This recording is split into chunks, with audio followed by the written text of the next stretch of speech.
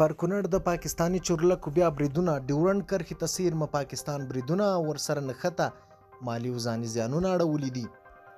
تاند ځای سرچینو خبر ورکړی چې پاکستان ډیورنډ فرضي کرښې ته څیرمې د راکټي بریدونو ترڅنګ د یو سړک د جوړولو هڅې کړي دي چې طالبانو یې ممانعت کړی او له کبله یې دواړه لوري په نښته سره اوښتي. یو ځای سرچینې ویلي چې پاکستاني ملیشو له وړمې شپې راهیسې د کونړ د ناړۍ ولسوالۍ په شامسیر او شنګر سیمو کې 140 راکټونه ویشتي چې یو شپږ کلنه ماشومه پکې ټپي شوې ده. سرچینه وایي چې د بریدونو له امله خلکو ته ګڼ مالي زیانونه اوښتي دي.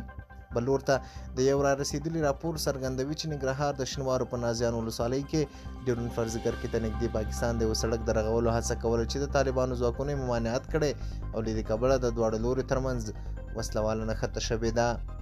سرچینه زیاتوي چې دا ستونزه بیرته په خبرو حل شوې ده. د طالبانو چارواکو په رسمي ډول دواړو پیښو په اړه څه نه دي ویلي.